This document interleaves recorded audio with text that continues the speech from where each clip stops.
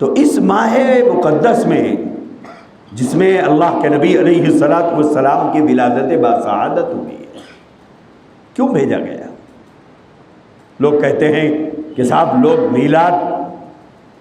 میلاد کے مخالف ہے۔ میلاد کا کوئی مخالف نہیں ہے، ہم تھوڑا ہی میلاد کے مخالف ہے۔ میلاد کو مانتے ہیں، میلاد مناتے نہیں ہیں۔ ماننے اور منانے میں بہت بڑا فرق ہے۔ میلاد کو ہم سب مانتے ہیں، حضور کی پیدائش کو کون نہیں مانتا؟ آپ نہیں مانتے، میں نہیں مانتا، ہر آدمی مانتا ہے۔ یہی میلاد کا مطلب ہے۔ ایک ہے میلاد کو ماننا، ہر مسلمان مانتا ہے میلاد کو۔ اب یہ ہے مناتا نہیں ہے۔ اس کی وجہ کیا ہے؟ اس کی وجہ یہ ہے کہ 63 سالہ زندگی میں اللہ کے نبی علیہ الصلوۃ والسلام نے ایک مرتبہ بھی یہ نہیں ارشاد فرمایا حضرات صحابہ اکرام رضوان اللہ تعالیٰ علیہم اجمعین سے، ارے میرے چاہنے والوں، مجھ سے محبت کرنے والوں، تمہاری محبت کی تو آسمان سے تعریف ہوتی ہے، ارے یارو آؤ ہم ایک مرتبہ ہمارا میلاد منائیں۔ کبھی نہیں فرمایا۔ تو ماننا اور منانے میں بہت بڑا فرق ہے۔ مانتے ضرور ہیں، مناتے نہیں۔ کیوں؟ اللہ کے نبی علیہ الصلوۃ والسلام کا عمل نہیں رہا۔ اللہ کے نبی علیہ الصلوۃ والسلام کو اس روئے زمین پر سب سے زیادہ آپ کو چاہنے والے جو تھے وہ حضرات صحابہ اکرام تھے۔ ان جیسی محبت نہ کوئی کرا ہے نہ کر سکتا ہے قیامت تک، لیکن انہوں نے بھی نہیں منایا تھا۔ اللہ کے نبی علیہ الصلوۃ والسلام کے بعد لگ بھگ 100 سال تک حضرات صحابہ اکرام زندہ تھے، لیکن انہوں نے نہیں منایا۔ تو ایک ہے میلاد کو ماننا، ایک ہے میلاد کو منانا۔ ہم میلاد کو مانتے ہیں، مناتے نہیں ہیں۔ کیوں؟ اس لیے کہ اللہ کے نبی کا طریقہ نہیں، یہ حضرات صحابہ اکرام رضوان اللہ تعالی علیہم اجمعین کا عمل نہیں تھا۔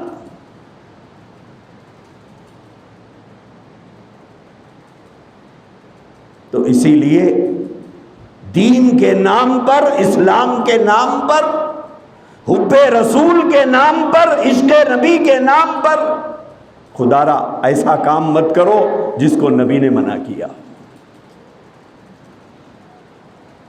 جس کو نبی نے منع کیا ہو، جس سے پوری زندگی اللہ کے نبی نے نفرت کی ہو۔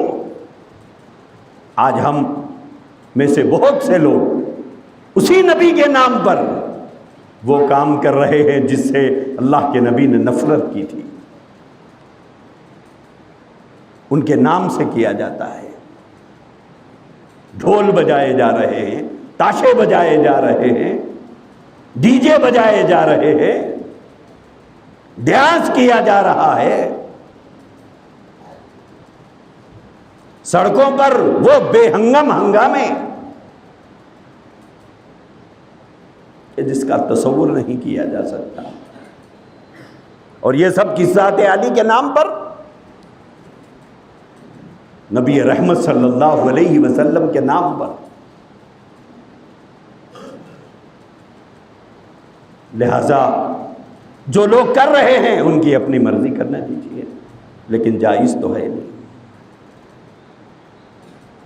میرے بھائیوں، اس ماہ ربیع الاول کے مہینے سے آپ ایک پیغام لے لیجئے۔ آج میں آپ کو اللہ کے نبی کی ایک حدیث سناتا ہوں۔ کوشش کیجئے کہ اس ماہ ربیع الاول میں میں اللہ کے نبی کے اس حدیث پر عمل کرنا شروع کروں گا اور آخری سانس تک اس پر میں عمل کروں گا۔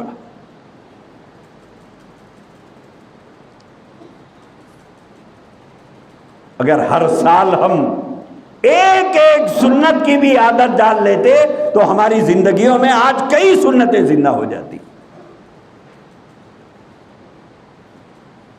اللہ کے نبی علیہ الصلوۃ والسلام کی ایک حدیث ہے، نیت کر لیجئے کہ اللہ مجھے توفیق دے کہ میں موت تک اس پر عمل کرتا رہوں. اگر اس ایک حدیث پر آپ عمل کرو گے تو 50 گناہ سے آپ بچ جاؤ گے. 50 گناہ سے. اور ایسے گناہ جو بڑے بڑے گناہ ہیں. صرف ایک حدیث پر عمل کر لیجئے. نیت کر لیجئے کہ اس سال جو میلاد کی تاریخ آ رہی ہے، اس سال میں اپنے نبی کی محبت میں، نبی کے عشق میں ڈوب کر اللہ کے نبی کی اس حدیث پر موت تک میں عمل کروں گا. وہ حدیث کیا ہے؟ حدیث کی ساری کتابوں میں موجود ہے. اللہ کے نبی علیہ الصلوۃ والسلام نے فرمایا لا یؤمن احدکم، اے لوگو تم میں سے کوئی آدمی کامل ایمان والا، ایک ہے ایمان والا ہونا، ایک ہے کامل ایمان والا ہونا.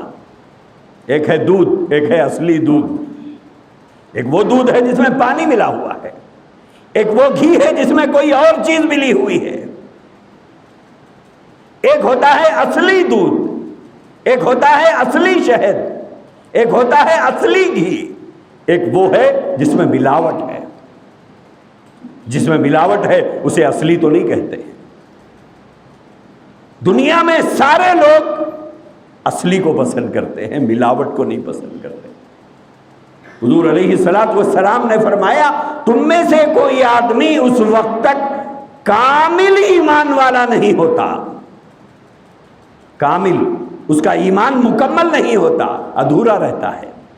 وہ ادھورا مسلمان ہے، ادھورا ایمان والا ہے، ادھورا امتی ہے. اس کا عشق ادھورا ہے نبی سے، اس کی محبت ادھوری ہے نبی سے، اس کا تعلق ادھورا ہے اسلام سے، اس کا عشق ادھورا ہے نبی سے. کس کا؟ آقا دو جہاں صلی اللہ علیہ وسلم نے فرمایا یحب لأخیہ ما یحب لنفسہ. دو جملوں میں ارشاد فرمایا یحب لأخیہ ما یحب لنفسہ. حضور علیہ الصلوۃ والسلام نے فرمایا جب تک کہ وہ اپنے بھائی کے لیے، اپنے بھائی سے مراد المسلم اخو المسلم، وہ سگا بھائی نہیں،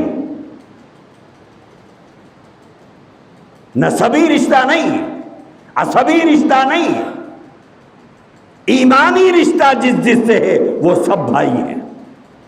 ایک رشتہ ہمارے باپ کی وجہ سے ہے، ایک رشتہ ہماری ماں کی وجہ سے ہے، ایک رشتہ ہمارے چچا کی وجہ سے ہے، ایک رشتہ ہماری پھوپھو کی وجہ سے ہے، خالہ کی وجہ سے ہے، جو ہم ایک دوسرے کو بھائی کہتے ہیں. اور ایک رشتہ وہ ہے جو نبی کی وجہ سے ہے، اسلام کی وجہ سے ہے، وہ ہے المسلم اخو المسلم. ایک مسلمان دوسرے مسلمان کا بھائی ہے. اور یہ رشتہ نبی پاک علیہ الصلوۃ والسلام کی وجہ سے ملا ہے. تو اللہ کے نبی علیہ الصلوۃ والسلام نے فرمایا تم کامل ایمان والے، مکمل ایمان والے اس وقت تک نہیں ہوں گے، تمہارا ایمان کامل نہیں ہوگا، تمہارا ایمان مکمل نہیں ہوگا. یحب لأخیہ ما یحب لنفسہ. آقا دو جہاں نے فرمایا کب تک تم کامل ایمان والے نہیں ہوں گے؟ جب تک کہ تم اپنی ذات کے لیے جو چیز پسند کرتے ہو، اپنی ذات کے لیے جو چیز پسند کرتے ہو وہی چیز تم اپنے مسلمان بھائی کے لیے جب تک پسند نہیں کرو گے اس وقت تک تمہارا ایمان کامل نہیں ہوتا اور تم مکمل مسلمان نہیں ہوتے. چاہے تم نمازی ہو، تہجد گزار ہو، تلاوت کرنے والے ہو، ذاکر ہو، کچھ بھی ہو، اگر تمہارے اندر دوہراپن ہے تمہارے اندر، اپنے لیے الگ پسند، دوسرے کے لیے الگ پسند. مثلا یہ ہے کہ صاحب کوئی مجھے دھوکہ نہ دے لیکن میں دھوکہ دوں گا دوسرے کو. کوئی مجھ سے جھوٹ بول کر میرے بھولے پن کا فائدہ نہ اٹھائے مگر میں ہوشیار آدمی ہوں، میں لوگوں کو گول پھراؤں گا.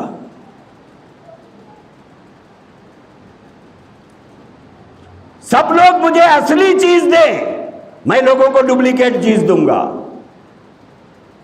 مجھے اصلی ملے دوسروں کو ملا کر دوں گا۔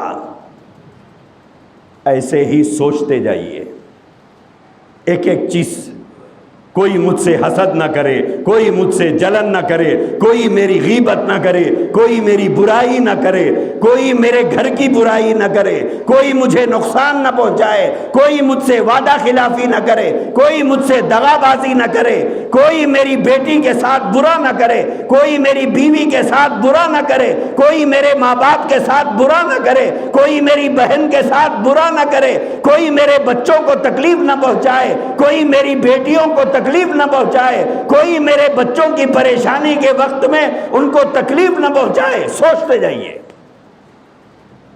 کیا کیا چیز آپ اپنے لیے پسند کرتے ہو۔ اللہ کے نبی علیہ الصلوۃ والسلام نے فرمایا، جو چیز تم اپنے لیے پسند کرتے ہو دوسرے مسلمان کے لیے بھی وہی پسند کرو۔ دھوکہ کھانا پسند نہیں کرتے، دھوکہ دینا بھی پسند مت کرو۔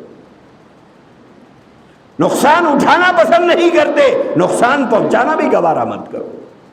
لوٹنا پسند نہیں کرتے تو لوٹنا بھی چھوڑ دو۔